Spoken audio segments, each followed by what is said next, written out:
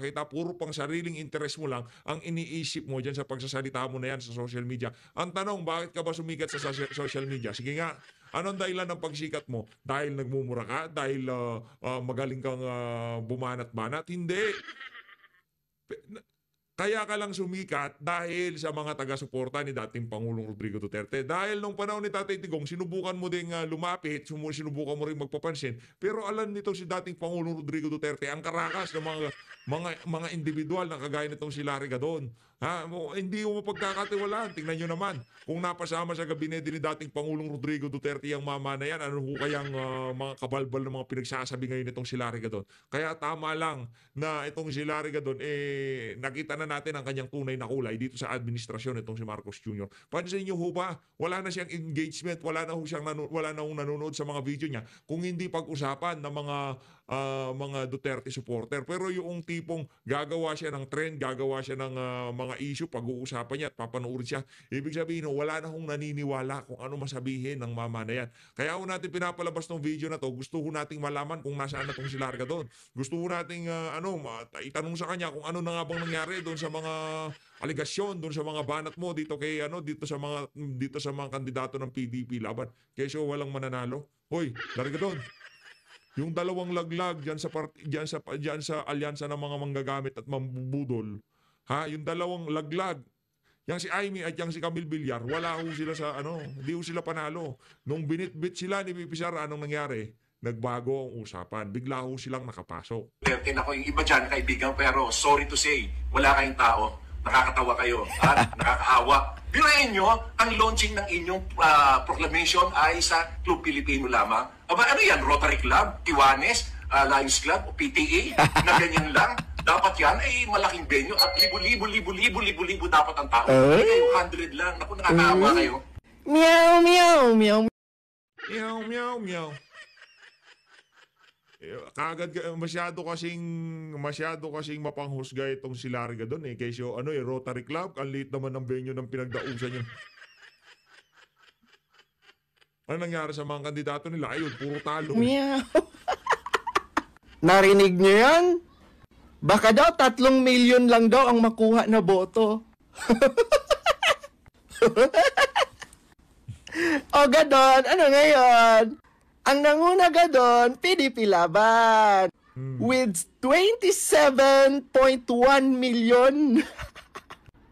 Ay, nako. Alam mo Gadon, ang totoong nakakaawa, ikaw. Una, disbarred ka na. No? So, hindi ka na attorney. Sayang naman yung pinag-aralan mo. Tinanggal yung pagiging attorney mo. Pangalawa, hindi ka rin naman nananalo eh. Tumakbo ka nung pagkasenador, talo ka rin. At pangatlo, mas napatunayan namin talaga ngayon na si Larry Gadon ay bobo.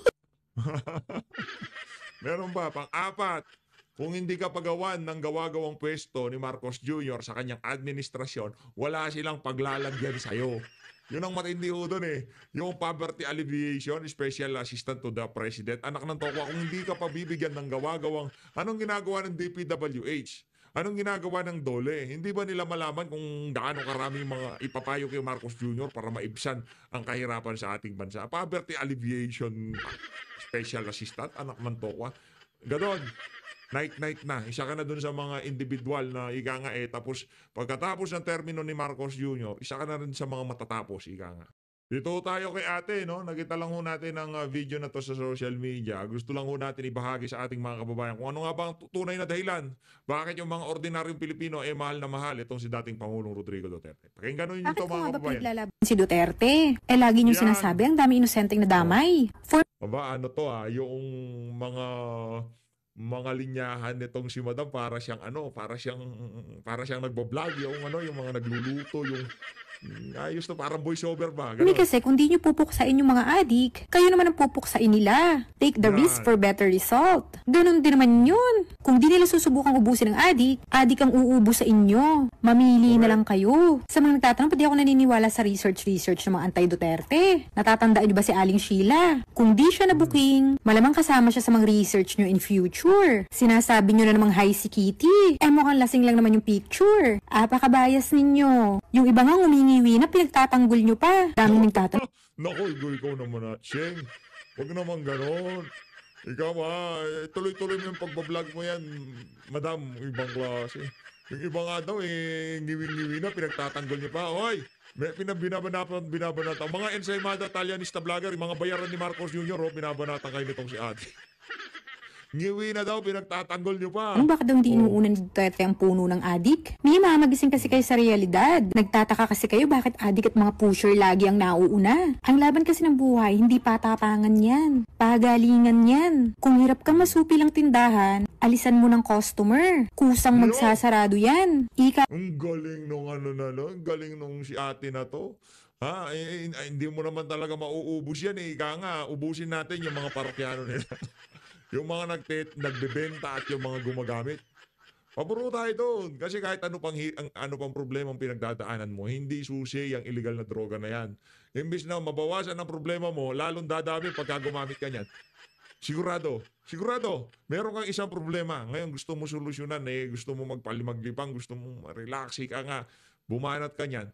Yung isang problema mo na yon, imbis na mabawasan, yung isa na yon, magiging 1 milyon na problema yon. Kasi pagka nalulung ka dyan, iisipin mo na sinong nanakawan mo, saan ka i-score, baka mahuli ka, mapapraning ka. Naku, dami mong problema dyan. Di ba?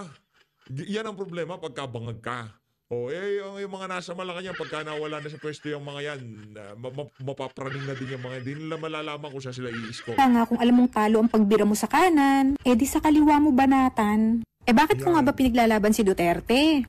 Ayun, doon ako nagtatapos ang dahilan kung bakit pinaglalaban itong si Ate Cute, yang si dating Pangulo Rodrigo Duterte. Dito sa bahagi ng video natin na to, alamin natin dito kay Senator Rodante Marcoleta kung ano ang kanyang mga ilalatag dyan sa pagkakaproklama, pagkakapanalo niya dyan sa nagdaang 2025 senatorial election. Pero hindi pa po tayo tapos sa issue ng Dayan kasi tayo naman dito hindi para ika nga ng mga kandidato natin, hindi natin sinusulong yung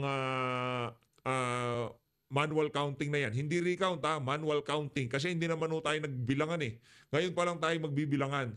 Manual counting, hindi recount. Hindi tayo magre-recount kasi hindi pa tayo nagbilangan. Ang bumilang yung makina. So hindi ko kinukonsiderang bilang yun. Dayaan yung mangyari doon. Ang atin dito, kailangan magkaroon ng manual count. Manual counting. Yun ang atin dito. Manual na pagbilang sa mga boto. Yun ang kailangan natin. Hindi recount. Hindi pa nabilang yung mga boto natin. At hindi ako naniniwala nagkaroon ng tamang bilangan. Nagkaroon ng transparent na pagbilang yung mga makina na yun. Mga palsipikado yung mga yun. Walang kwenta yan. Ito kaya... Para makapanayam si Senator Rodante Marcoleta. Mads, magandang hapon sa inyo. Kasama si Senator Marcoleta. Exclusive. Yung klase naman talaga. Oo. Net 25 palakpakan natin. Yan ang mga yung mga interviewan. Siyempre, tipong tayo dyan. Kahit hindi tayo miyembro ng INC, tayo believe sa organisasyon na yan. Ibang klase sila. Nung nagsagawa sila ng malawakang rally nung January, nakita nyo kung gaano ka-organisado, gaano ka-disiplinado. Diba? Nung sinabi nila na hindi na mapapanalo ng INC si Rodante Marcoleta, ano nangyari? Nag-top 6 siya. Tinalo niya si Lacson, Soto, Camille Villar, Amy Marcos sa paramihan ng boto. Mahusay mahusay. Kaya ngayon naiintindihan ko na kung bakit pinagkakatiwalaan nito si dating Pangulo Rodrigo Duterte ang INC dahil talagang organisado, sila yung matapat. Sila yung mahusay. Magaling. Pakinggan natin again. Para makapanayam si Senator Rodante Marcoleta. Mads, magandang hapon sa inyo. Kasama si Senator Marcoleta. Yes, magandang hapon sa inyo, Wedge. Tuwing kasama natin ngayon. Hindi pa ready. Hindi pa ready itong si Sen Marcoleta. Sabi niya, okay na, sige na, diretso mo na. Hindi ko naririnig. Sige, diretso mo na. Si Senator-elect Rodante Marcoleta na fresh mula sa kanyang proclamation. Sir, kamusta? Ano pong nararamdaman natin ngayon? Siyempre, masaya tayo sapagkat naihayag natin ang ating Ako doon na lang ako sa reporter. Kay Ate Chubby na lang ako. Mga reporter ng ng Net 25 magaganda. Si Ma'am Eden Santos. Itong si Ate Reporter. No, gaganda. pagpapasalamat sa lahat ng kinaukulan na sumuporta sa atin. Sen, yung yung Miro system, ayusin na natin. Kung sino man nakahawak ng Committee on Electoral Reform, pag-usapan nun natin ng maigi, magkaroon nun ng hearing in aid of legislation kung bakit ang daming overvote. Kung bakit iba ang linalabas na resibo doon sa binoto ng mga botante. Yun. Alam naman natin kung sino yung pinakamalaking sumuporta sa atin. Hindi ko lang siyempre masabi ng Sasabihin ko na, mga kababayan nating taga-INC, no? Talagang solido. Nakita ko natin yan doon sa pagtayo nila sa tama. Hindi dahil suportado nila si BP Sara o kung sino pa man. Ang panawagan nila noong January 13, magkaisa. Itigil lang impeachment. O pinagpatuloy nyo, yan tuloy naging senatoris ko. Wala kayong problema. Nagpatong-patong ang mga problema nyo. Ngayon yung impeachment na nalabas sa sambayan ng Pilipino na talagang nagkaroon ng bayaran. Diyan sa pagpirma ng mga congressman. O hindi nyo sinunod ang kagustuhan, ang gustong mangyari ng marami sa ating mga kababayan. Ilang bumoto ba kay Senator Rodante Marcoleta? Para yung 15 million. Kasi ito talaga, diretso to sigurado si Senator Bato de la Rosa. 20 million na Pilipino na sinasabi na magkaisa tayo, itigil natin yung impeachment na yan. Anong ginawa ni Tabalos? Tinuloy. Anong nangyari? Nag-number 1 ang mga kandidato ni dating Pangulong Rodrigo Duterte, nanalo itong si Senator Rodante Marcoleta. Pero malaki-laki yung nangyaring dayan. 16 million, mga kababayan 16 million overvote. 16 million. Paano na lang kung yung 16 million na yun, meron tigi isang boto itong si Atty. Vic Rodriguez. Paano na lang yung majority dun sa 16 million na yun, let's say 13 million, Duterte ang binoto ng mga yan. Malamang sa malamang, ibang litrato ang nakikita natin ngayong mga panahon na to sa mga nanalo ng pagkasenador. Tama, mali.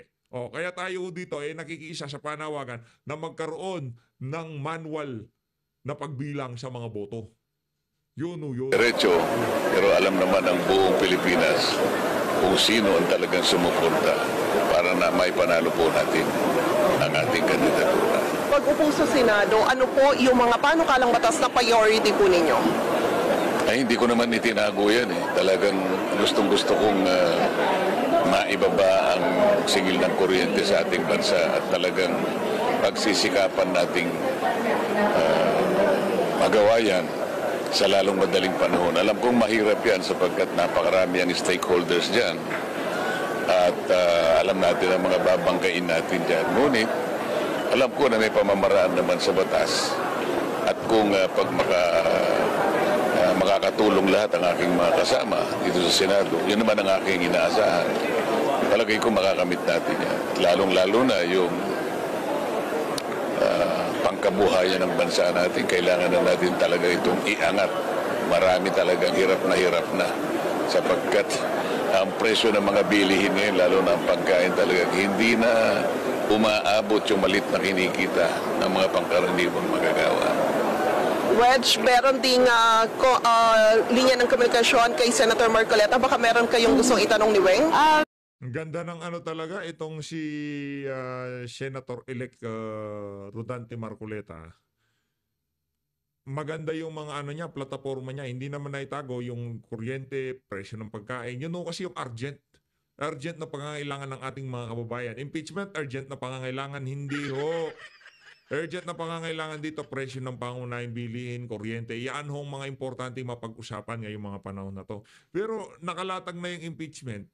Questionin daw ni Sendante kung yung pagkakalatag na yan, sumunod ba sila sa alituntunin ng impeachment o sa paghahain ng impeachment o marami silang linabag. Kasi kung yung pag-uumpisa ng proseso mali na, lahat ng ginawa nila na yan, puro mali na ho yan.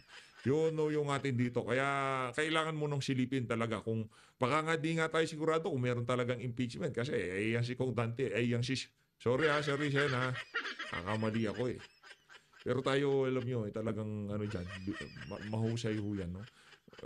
Yung pagkakalatag ng yung mga ensaymada talyanista, mga dilawan at mga pinklawan, bantay kayo kay Senator Dante Marcoleta. Baka inaasahan nyo may impeach itong si VP Sara o matutuloy ang impeachment na yan, maya-maya pala, hindi naman pala, di ba? Dahil maraming pagmamalabis naganap sa sa pagkaka-impeach ni VP Sara diyan sa House of Representatives. Tanungin na lang natin itong si Congressman Toby Chango. Di naman na yan, kumbaga, transparent naman yan. Senator, hindi ako sanay ng Senator Marcoleta, napansin namin kanina dun sa iyong mensahe ay medyo naging emotional po kayo. Pwede ba namin malaman ano yung rason bakit parang emotional po kayo dun sa inyong mensahe? Pansin ko din, medyo medyo makabagbag damdamin ng konti yung mga litanya nitong si Senator Rodante Marcoleta doon sa kanyang talumpati. Napanood nyo naman, di ba? Hindi na natin ginawa na reaction video. Gusto ko ipasadaan nyo ng isang beses. Ano yun, 12 yun, wala lang si Kiko Pangilinan. Ilinatag ko lahat ng speech talumpati ng mga nanalong senatorial candidates sa kanilang pagkakaproklama kahapon. Doon sa huling video natin kagabi, kung napanood nyo yun ho lahat ng mga sinabi ng ating mga kandidato. Yung mga nanalong pagkasenador sa nagdaang eleksyon. Emotional ba ako? Sa tingin ko, sinabi ko lang yung dapat na sabihin sapagkat nalalaman ko naman kung ano ang kalagayan ng bansa natin.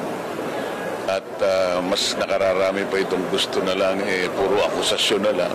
Pinakamaganda solusyon. Tulungan, hindi yung hidwaan. Yun ang importante. Di ba? Yang mga ganyang klaseng sana, okay eh. Pagka sincero ang nagsasabi, naniniwala tayo. Yung solusyon, tulungan, hindi lang patutsadahan, sisihan sa kung ano pa man, di ba? Naniniwala tayo pagka yung mga litanya na yan nanggagaling dun sa mga individual na yung mga lumalabas na salita sa mga bunganga nila, hindi parang nanggagaling sa bubutas ng ilong nila, di ba? Yan mga ganyang klaseng litanya.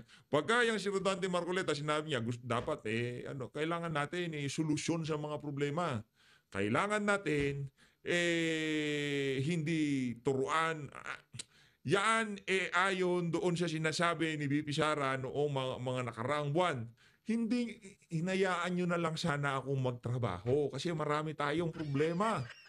Anong ginawa nyo? Yarin lamang nandyan na yan, Sen. Alam nyo na kung gagawin dyan. Ako talaga, inaabangan kong sumalansan tong si Senator Rodante Marcoleta dyan sa Senado kasi hindi sa lahat ng naging senador sa mga nakalipas na kongreso, sa nakalipas na isang dekada, 2 dekada, masasabi ho natin na maihahanay ho natin itong si Rodante Marcoleta doon siya kung dekalibre. Kalibre 38, 30 ka, di ba? Kaya kung ako'y naging emotional man, palagay ko nabigyan ko lang ng emphasis ang gusto ko talaga sabihin. Sapagkat sa pagsisimula ng trabaho para ayusin mo isang bansa, kailangan walang gulo. Kailangan may pagtutulungan. Kapag hindi tayo nag-umpisa sa pagtutulungan, baka kung saan tayo mapunta. Yun lang naman ang gusto kong bigyan ng diin sa aking pagsasalita. Grabe, itong si VP noong mga pagpasok ng administrasyon, di ba? Siya, talagang all out po siya. Gustong-gusto niyang tumulong. Gusto niyang, yung unity na pinagmayabang nila, binandera nila nung nagdaang eleksyon. Talagang gustong tayuan ni VP. Kaso ang problema, itong mga ambisyoso dyan sa House of Representatives, hindi ho nila napigilan yung kanilang paglalaway. Paglalaway sa pwesto. Paglalaway dyan sa mga matataas na pwesto sa mga susunod na panahon. Kaya ang nangyari, imbis na maisaayos ang unity, maging okay ang unity, nagkanda-hendot-hendot ho. Dahil sa mga kabalbalan itong si Tambaluslos. Dahil sa pagkaging inggit. Anong inggit-inggit? Kung gusto mong mahalin ka na sa bayan ng Pilipino, magtrabaho ka na kagaya ng pagtatrabaho ng mga Duterte. Ayusin mo yung Tacloban, ayusin mo yung Leyte. Gawin mong gawin mo yung mga kuryente, lagay mo sa ilalim ng lupa. Gurgurin mo yung mga buwang diyan sa Leyte at yung mga nagdudurog. Gurgurin mo. Yung mga nagtitinda ng droga, gurgurin mo. Sa gayong paraan, makikilala ka, mamahalin ka ng iyong mga kababayan na talagang ang mga ordinaryong mamamayan dyan sa Leyte, talagang gusto mo mapangalagaan. Yun ang dahilan kung bakit minahal ng ating mga kababayan. Yan si dating Pangulong Rodrigo Duterte. Tuloy mo ako. Hindi pansarili. Yun ang gusto ko kasing itama. Hindi pansarili ang pagsiservisyo, kundi pagsisilbi sa higit na nakararami. Senator Marcoleta, pwede bang kayo ay maging tulay or bridge para po pagkasunduin ang, sabihin natin, magkakaibang partido dyan sa Senado? Kasi kung patuloy po magkakawatak-watak yan, kahit napakaganda ng mga panukala, wala mangyayari kung pag maglalabanan lang po parati. Oo, ako naman, nakalaan na maging tuloy tayo sa pagkakaisa, sa pagkakaunawa lahat ng Ano yan, pag yan nagsabi ng ako'y naniniwala naniniwala ako tayo dyan. Sincero yan eh. Hindi yan kagaya ni Chis Escudero. Hindi yan kagaya ng kung sino-sino nagsasabi ng pagkakaisa. Noong nanawagan ng pagkakaisa ang INC, pagkakaisa talaga. Lumabas sila, nagkakaisa sila doon sa isang adhikain na i-address natin yung mga maiinit na issue, kumbaga yung mga problema ng bansa natin. Tigilan natin impeachment. Ay, di sila nakinig. Yan. Senator si Rodante. Lahat ng stakeholders para umunad ang bansa natin. Nakalaan ako na ako ang gawin nilang tulay. At ako siguro ang, kung kinakailangan pilitin natin sila, ay gawin natin. Baka sakali, magkaintindihan kami. At doon sa pagkakaintindihan, ang pinakaunang akbang dyan, Sen, maiuwi sa Pilipinas ang aming pinakamamahal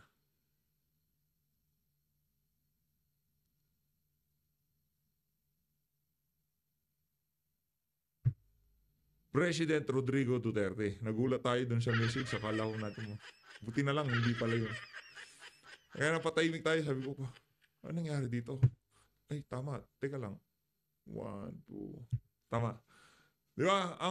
Yung paghilom, pagkakaisa, ang pinakaunang akbang dyan, Senator-elect Rodante Marcoleta, makauwi sa Pilipinas si dating Pangulo Rodrigo Duterte. Sa kayong paraan, mapag-uusapan na natin yung pagkakaisa at kapayapaan. Pero habang nandoon sa daing Netherlands, ang leader ko, namin, at karamihan sa mga kababayan nating nagmamahal sa Pangulong Duterte dahil sa pinakita niya serbisyo sa ating mga kababayan, hindi o magkakaroon ng tapat at tunay na pagkakaisa dito sa bansa na to. Hanggat hindi na uuwi ang presidente namin sa Dahig, papunta sa Davao City. Hanggat hindi nangyayari yon, malabo pa sa sabaw ng pusit na magkakaroon tayo ng ganyang klaseng usapan dito sa bansa na to. At malamang siguro, alam na rin. Kasi yung sugat. Hindi maghihilom yung sugat na yan habang nandun sa Dahig si Tatay Digong. Kagaya ng nangyari dito sa mga Marcos. Hanggat hindi napalibing sa libingan ng mga bayani itong si Marcos Sr., yung sakit ng loob ng mga Ilocano, hindi nawala yan.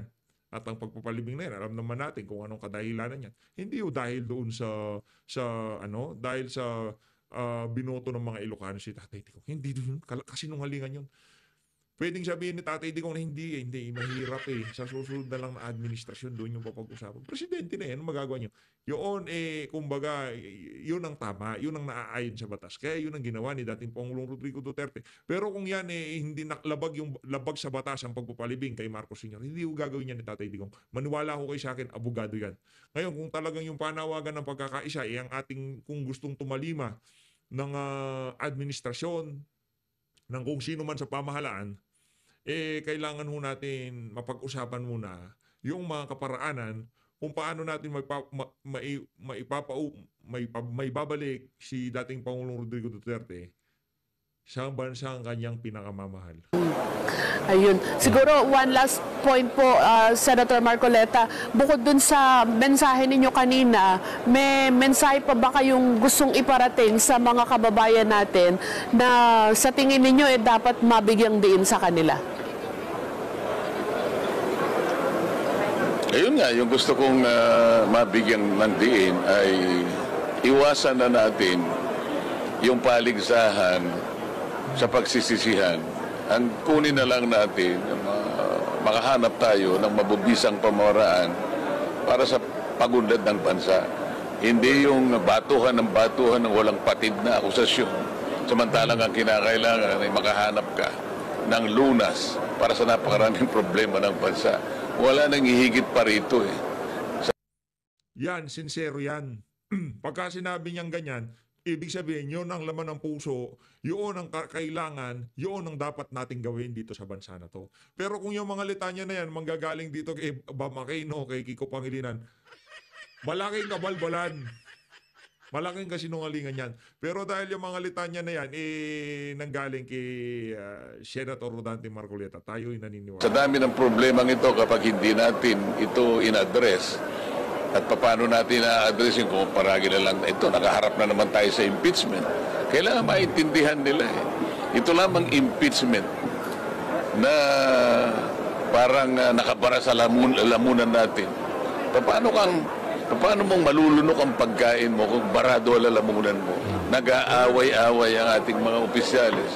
Alam mo, itong dapat na mabigyan ng din sa kanila, maintindihan nila na walang patutunguhan yung pag-aaway-aaway. Yan ang gusto kong bigyan ng din. Sa una pa lang na pagkakataon siguro na pag-usapan natin ng impeachment siguro, gagawa na ako ng paraan na itiigil na natin ito. Ewan ko kung kaya nilang isulong yan. Pero sa ganang akin, doon pa lamang siguro na pag-uusapan ng 20th Congress siguro sapagkat hindi na matatapos sa 19th Congress ito eh. Kapag dating sa 20th Senate halimbawa, magkakaroon na dyan ng diskusyon. Magkakaroon dyan ng debate palagay ko eh. Hindi ko malaman paano nila ilalaban na ang impeachment na isinulong ng 19th Congress ay parang ganun na lamang, itutuloy mo na lamang sa 20th Congress ng walang kaukulang mga batas na maaaring mapagsaligan. Dito lang.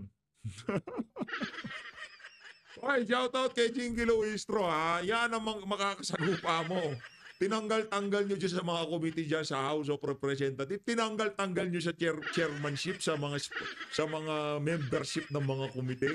Pati dyan sa Committee on Appointment, tinanggal nyo rin itong mama na to. O, ngayon, nasa na yung mga maaangas na kesyo? Kung pasensya na, di ka makakapag-motion kasi hindi ka kasama sa committee. O, ngayon, ano kayo? Nasa na yung mga mayayabang na binabanatan itong si Rodante Marcoleta na Senator, Congressman, pasensya na, you cannot make any motion because you're not part of this, di ba? Ganon doon nila binabanatan yan hanggang umalis na lang. Kasi pwede naman nung magsalita, kung dumaldal-dal ka dyan sa mga komite, para mailagay lang sa record na nagsalita ka. Pero hindi ka pwede mag-motion kasi hindi ka kasama doon. Pero yung si Senator Marcoleta, nung mga kapanahon na nila, hindi kasali. Magsasalita ako dyan. Hindi ako kasali, hindi. Pupunta ako dyan. Nantaw ko, dadala ako madaming hopya dyan. Bibigyan ko kayo. Diba? Yan ang niyan eh. Yan ang mga diskarte niyan eh. Hindi siya kasali sa komite. Pupunta siya, magsasalita siya. Ngayon susubukan niyang gumawa ng ang matindi dito. Tatanggalin siya sa committee niya, membership o vice chairmanship o chairmanship o, di ba? Tatanggalin siya. Hindi man siya aabisuhan o Rodante Marcoleta, wala ka na ha. Papalitan ka na namin, ibibigay na namin dito kay Joel Chua o dito kay Valeriano, kung kanino mang Poncio Pilato yung committee mo, ha? Walang aso o pusa o wala ka na ha, tanggal ka na namin. Walang ganoon. Magkakagulatan nilang pupunta sa isang komite itong si Rodante Marcoleta. Sa pagkakaakalang, kasama pa siya. Magugulat siya. Magmumusyon siya. Oy, teka, di ka nakasama. Huwag ka na magmusyon. Pamira, diba? Ang kukups ng mga kasama niya doon. Ang kakapal ng mukha talaga. Sa totoo lang. Ngayon, ito ang tanong. Ace Barbers, Dan Fernandez, Paduano, Abante, nasaan na yung mga maaangas na inaagawan pa ng hopya itong mama na to? Nasaan kayo ngayon? Ang ay gusto ko nang tapusin. Dito lang kailangan na nating pagtalunan. Dapat mo bang i-turn over sa 20th Congress yung ginawa ng 19th Congress? Yan ang issue dyan eh. Oho. Senator Marcoleta, si Wedge po ito, may mga lumalabas sa social media na gusto ho kayong iluklok bigang magiging Senate President ng papasok na 20th Congress. Nako, sino kaya yung mga nagtutulak? Sino yung mga nagtutulak na yan na gawing Senate President, yung si Rodante Marcoleta? Sino yung mga yan? Magtaas ang kamay. Ano to kayo? Kasama ka pala PH. Tingnan natin. Pakinggan natin to si Senator-elect Rodante. Sino raw ang magluluklok sa akin? Parang ipinupush po yan ng kayo po mga sinusunod. netizen. Nila ko, hindi, okay. Yan naman pala di ba? Para maging Sen, SP Marcoleta. Ikaw ang karapat-dapat na maging Senate President. Hindi dahil taga-suporta ka ng mga Duterte, dahil isa kang Iglesia ni Cristo. At ang mga Iglesia ni Cristo matapat. Ang mga Iglesia ni Cristo mapagkakatiwalaan. Ang Iglesia ni Cristo umaayon dun sa tama. Yun ang mensaheng inihatid ni dating Pangulong Rodrigo Duterte sa aming mga taga-suporta niya. Gusto ka namin maging Senate President dahil ikaw ang karapat-dapat. Ika nga, hindi ka magiging aso ng kung sino mang Poncio Pilatong nasa Malacanang. Hindi ka magiging tagahawak ng champagne nitong si Lisa Araneta Marcos. Hindi pwede. Hawakan mo ba champagne? Bibigay mo ba kung sakaling agawin? Yun ang tanong dyan. Sen, ang tanong, kung sakaling aagawin ba sa'yo ang champagne, ibibigay mo. Malamang sa malamang, ilalaglag mo. Kung hindi ko bibigay. Senate President ako. Kinukuha champagne ko. Excuse me? Meron gano'n yun. Excuse me? Teka lang, marami dyan, kuha ka. Lagugin mo lahat ng alak dyan. Huwag mong kunin akin. Hindi mo ako tagahawak ng champagne. Takot si Kile. Diba? Takot si Kilay kasi alam niya may kaalalagyan siya. Yun ang problema dyan. Pero itong si Rodante Marcoleta, walang mawawala dyan. Yan sabihin ko sa inyo. Natalo yan ang nawalan ng sambayan ng Pilipino. Kung di siya nakapasok sa Senado, kagaya ng nangyari dun sa mga kasama niya sa Duterte. Yang si Rodante Marcoleta, nagkaroon na yan ng intimate moment sa mga kasama niya dyan sa PDP. Kumbaga nakilati sila nila isa't isa. Kumbaga nagkaroon na sila ng tansyahan kung ano ba talaga yung mga plataforma mo, anong gusto mong mangyari. Kaya nung bandang huli ng eleksyon, talagang gusto nila magkakasama sila. Kasi yung mindset nila, kung paano mapapaganda ang ating bansa, hindi siya kung ano pa mang kadahilanan na sinasabi ng mga pinklawan, dilawan, mga talyanista, tensaymada. Wala akong katotohanan yung mga yan. Ha? Ito na. Let's keep to the good part, ika nga. Mag-impeachment na tayo. Pagpasok, privilege speech kagad. Anak ng toko, unang entrada pa lang, wala nang picture taking. Wala nang yung tipong class picture ng 20th Congress. Wala, basura yun. Lang kwenta yun. Pag-apak sa plenaryo, privilege speech kagad. Sabi siguro ng mga tag dito, yung mga kasama niya, hinit mo naman. Sintantang init mo naman. Di ba? Tuloy natin. Alam nga naman tatanggihan ko pag niluklok nila ako. Di ba? Wala naman sigurong tatanggi dyan. Meron hong Basta ako pinangangampanya ko to. Pinangangampanya ko maging Senate President. Tapos kung itong si ang magiging Vice Senate President, yung pro tempore kasi hindi nila maintindihan yun eh. Yung Vice Senate President niya, sino ba maganda? Kung saan nakapasok itong si Atty. Vic, no? Hindi. Ang pro tempore niya, si Bato de la Rosa. Yan! Ang ganda ng laban dyan, Brad. Senate President, Vice Senate President, Bato at Marcoleta. Lumalabas na kayo raw po ang susunod na Miriam Defensor Santiago ng Senado ngayon. Ako huwag kayong magalit. Wag niyo, naabutan ko si Defensor. Magaling si Ma'am Miriam Defensor Santiago. kumbaga magkakalibre itong dalawa na to eh. Pagdating sa pagkakaintindi nila sa batas, yung kanilang kanilang mga kung paano mag-isip, 'di ba? Yung prinsipyo, 'di ba? Naniniwala tayo na tong dalawa na to, kumbaga magka-level. Pero dito sa isa na to, base sa naging track record nitong si Rodante Marcoleta sa mga nakalipas na taon, mas bumabaling ako dito kay Rodante Marcoleta. Mahusay yan si Miriam, siya talagang maprinsipyo. At siguro yung pagkakaparehas nila, yung tipong hindi nyo ako pagsasalitain. Pag nagsalita ako, manahimik kayo. Ganun yung vibe. Kasi may vibe yan eh. Yung vibe na nararamdaman ko dito kay Rodante Marcoleta. Ganun. Senator Marcoleta. Ay siguro doon sa patakaran ng kanyang paglalatag ng kanyang mga gustong gawin, yung kanyang mga pamantayan, yung kanyang... Dahil sa abogado rin siya, so siguro doon nagkakapareho kami ng approach sapagkat siya o ako parehong nakabatay lang sa batas ang gusto naming paraan ng paglalatag ng kung anumang aksyon ang gagawin namin. At siguro dahil sa may katapangan siya, ako naman siguro may konting tapang sapagkat pagtama talaga. Ikaw no, konting tapang. Hearing ng appropriation talagang nakikipag... Teka lang, ano mo ginagawa nyo na yan? Yeah? Konting tapang pa yun. Babanggay mo yung speaker, konting tapang. Anak ng toko. Kung tapangan lang naman, yung si Rodante Marcoleta, hindi katangkaran yan. Pero sabi ko sa inyo, yung tapang yan, sukdulan hanggang langit. Ganun mo katindi ka. Kahit saan tayo mapunta, talaga naman makikipag-away tayo. Kahit nagawan pa nila ako ng hopya, alam mo naman yun. Yan. Oo nga, may hopya pa rin daw, Senator Marcoleta. Congratulations, Senator!